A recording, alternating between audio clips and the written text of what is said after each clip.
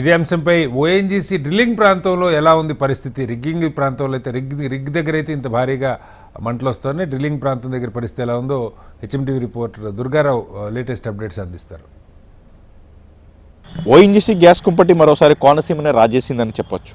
ఈరోజు ఉదయం 11:30కి కోనసీమ జిల్లాలో ఉన్న మల్కీపురం ఓఎన్జీసీ బ్లోఅవుట్లు అయితే పెద్ద ఎత్తున శబ్దం రావడంతో చుట్టుపక్కల ఉండే ప్రజలు ఒక్కసారిగా అయితే ఉలిక్కిపడ్డారు. దానికి అనుగుణంగా చూస్తే బయటకు వచ్చి చూస్తే పెద్ద ఎత్తున మంటలు చెలరేగినాయి. ఏమవుతుంది ఏటో అన్న తెలియని స్థితిలో అయితే స్థానిక ప్రజలు ఒక విధంగా కొంతసేపు అల్లారు. తర్వాత ఓఎన్జీసీ బ్లోఅవుట్ అని తెలియగానే చుట్టుపక్కల ప్రాంత ప్రజలు ఒకేసారిగా బయటకు వచ్చారు. ఇప్పటికీ కూడా ఈ మంటలు అదుపు రాలేదు. ఈ పరిసర ప్రాంతాల్లో పెద్ద ఎత్తున వాయు కాలుష్యం వస్తుంది. వాయు కాలుష్యం పెద్ద ఎత్తున శబ్దాలు రావడంతో అక్కడ పరిసర ప్రాంతాల్లో దాదాపు కిలోమీటర్ ప్రాంతాల్లో ఎవరు ఉండే అవకాశం లేకుండా పోయిందని చెప్పొచ్చు.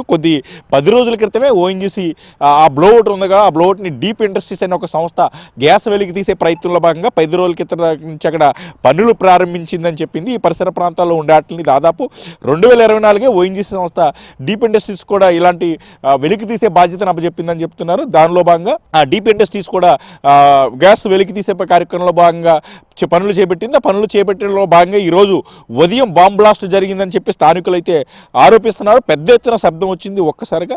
ఆ శబ్దం అనంతరం కూడా వివెత్తున మంటలు వెగసపడుతున్నాయని చెప్పి అయితే స్థానిక ప్రజలు చెప్పారు. దానికి అనుగుణంగానే అయితే గ్యాస్ నిక్షేపాలు మరియు ఆయిల్ నిక్షేపాలు తీసినప్పుడు కొన్ని బ్లాస్టులు చేస్తారని కూడా చెప్తున్నారు. ఆ బ్లాస్టులకు అనుగుణంగా దాంట్లో ప్రమాదవశాత్తు జరగడం వల్ల ఎలాంటి లీకేజ్ జరిగిందని చెప్తున్నారు. దాదాపు భూమి లోపల 100 అడుగుల లోపల నుంచి గ్యాస్ తీసే ప్రయత్నం చేస్తారు. ఎందుకంటే ఫస్ట్ నీళ్ళు వస్తాయి, తర్వాత ఇతర అవి వస్తుంటాయి కాబట్టి 100 అడుగులు మేరకు తీస్తారు. ఆ 100 అడుగులు తీసిన సమయంలో అయితే కొన్ని అనుకోని వాయువులు మిక్సర్ల కలయిక వల్ల ఇలాంటి విస్ఫోటనాలు జరుగుతాయని చెప్పి అయితే ఓఎన్జీసీ సీనియర్ అధికారులు చెప్తున్నారు. కొద్దిసేపటి క్రితం అయితే జిల్లా కలెక్టర్ కూడా దీనిపై మాట్లాడడం కూడా జరిగింది. అలాగే ఓఎన్జీసీ రెస్క్యూ టీం కూడా చేరుకుని అక్కడికే మంటలు అదుపు చేసే ప్రయత్నం చేస్తున్నప్పటికీ కూడా భూమి పొరలోంచి వస్తున్న గ్యాస్ పెద్ద ఎత్తున రావడంతో అది అదుపుకి అవుతలేదు. మరోవైపు ఆ వచ్చే మంటల వేడికైతే చుట్టుపక్కల పొలాలు అలాగే పక్షులు ఇతర జీవాలన్నీ కూడా ఎక్కడ కనిపించిన స్థితిలో అయితే ఉన్నాయన్నా ఎక్కడికక్కడ బూడిదే మిగిలే అవకాశం ఉందని కూడా అయితే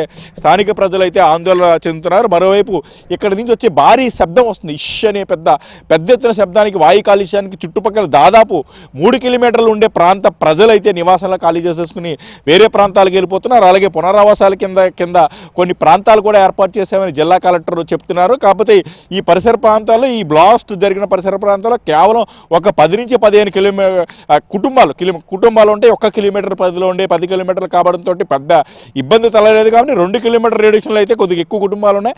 3 కిలోమీటర్ పరిధిలో అయితే కొన్ని ఊర్లే ఉన్నాయి. కాబట్టి ఈ శబ్దం వల్ల 3 కిలోమీటర్ల పరిధి వరకు కూడా అయితే పెద్ద ఎత్తున డిస్టర్బెన్స్ ఏర్పడుతుంది. కాబట్టి అంత ప్రజలు కూడా 3 కిలోమీటర్ల మేరకు కలెక్టర్ ఎటువంటి హాని జరగనప్పటికీ కూడా వాళ్ళంతా వాళ్ళే ఖాళీ చేసి ఇతర ప్రాంతాల గల బంధువుల ఇంటికి అయితే తరలి వెళ్ళిపోతున్నారని చెప్పొచ్చు. మరోవైపు 3 కిలోమీటర్ల పరిసర ప్రాంతాల్లో కూడా ఎటువంటి గ్యాస్ కానీ కట్టెలపై కూడా వెలిగించొద్దని చెప్తున్నారు. ఎందుకంటే గ్యాస్ పైకి వస్తుంది, గ్యాస్ పైకి వచ్చి గాలిలో కలిసే అవకాశం ఉన్నది కాబట్టి అలాగా ఏమైనా ఫైర్ అయ్యే అవకాశం ఉంది కాబట్టి అలా అని చెప్పి ఓఎన్జీసీ అధికారులు చెప్తున్నారు. అంత గతంలో చూడొచ్చు మనకి బసరలపూడి బ్లాస్ట్ జరిగింది. దాదాపు 43 రోజుల వరకు కూడా ఆ బ్లాస్ట్ని ఆపలేకపోయారు. ఎందుకంటే భూమి పొరలోంచి చొచ్చుకు వస్తుంది, ఆపుదామని ప్రయత్నించినప్పటికీ కూడా గ్యాస్ పైకి తన్నడంతో ఆ పరిసర ప్రాంతాల్లో అయితే ఆపలేకపోయారని చెప్పొచ్చు. ఇప్పుడు ఇది కూడా 24 గంటల సమయం పడుతుందని చెప్పినప్పటికీ కూడా స్థానిక ప్రజలు ఇలాగ చెప్తారు. కానీ ఇంకా సమయం ఎక్కే పడే అవకాశం ఉందని చెప్తున్నారు. ఎందుకంటే లోపల ఉండే గ్యాస్ మొత్తం అయ్యేంత వరకు కూడా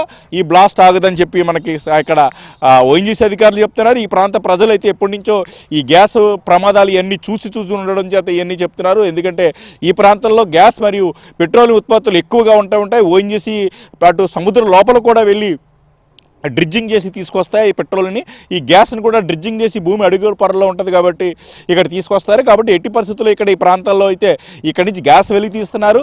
కానీ ఈ ప్రాంత ప్రజలకి గ్యాస్ కూడా అతి తక్కువ ఏమాత్రం దొరకదు. మామూలుగా సామాన్య ప్రజలకి భారతదేశం మొత్తం మీద ఏవైంత రేటు ఉందో అదే రేటు వీళ్ళు కొనుక్కొని ఇక్కడ ఉంటారు. ఈ భూమి లోపల ఉన్నప్పుడు ప్రమాదాలు మా గ్యాస్ను మా సహజ సంపదను తరలించిపోతున్నారని చెప్పి అప్పట్లో పెద్ద ఎత్తున ఆందోళన చేసినప్పటికీ కూడా ప్రభుత్వం ఏమాత్రం ఎలాంటివి పట్టించుకోలేదని స్థానిక ప్రజలు ప్రజలు చెప్తున్నారు. ఏదైనప్పటికీ కూడా ఓఎన్జీసీ అధికారులు సరైన రీతిలో ఇలాంటి సంఘటనలు జరగకుండా చూడవలసిన బాధ్యత ఉన్నప్పటికీ కూడా తూతు మంత్రంగా ఇతరులకు అప్పచెప్పడం, ఏమైనా ప్రమాదాలు జరిగితే వచ్చి నివారణ చేయాలని చెప్పించి కూడా ఏం చేస్తున్నారు. ఈ సంఘటన ఈ చుట్టుపక్కల ప్రాంతాల్లో పెద్ద ఎత్తున గ్రామ ప్రజలు ఉంటే పెద్ద ఎత్తున ఆస్తి నష్టం వాటిల్లే అవకాశం ఉన్నదని ఉండేది. కానీ అక్కడ లేకపోవడం కూడా ఒక విధంగా మంచి జరిగిందని చెప్పొచ్చు. లోపల ఏమన్నా సిబ్బందికి ఏమైనా గాయాలు తగిలినాయి, ఏమన్నా తెలియాలంటే మంటలు ఆర్పిన తర్వాత ఏమైనా ఇలాంటివన్నీ బయటపడతాయని మనకు తెలుస్తుంది.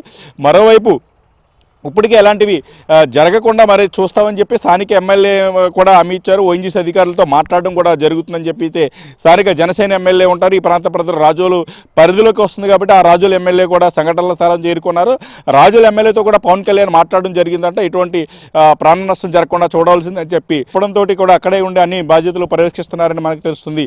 ఏదైనప్పటికీ ఓఎన్జీసీ ఇలా ఇప్పటికైనా మరోసారి ఇలాంటి ప్రమాదాలు జరగకుండా చూడవలసిన బాధ్యత ఓఎన్జీసీ అధికారులు ఉందని చెప్పి స్థానిక ప్రజలు చెప్తున్నారు. ఇది ఓఎన్జీసీ బ్లాస్ట్కి తాజా అప్డేట్. వీడియో ఏజెన్సీ బాధ్యత దుర్గారావు, హెచ్ఎంటీ.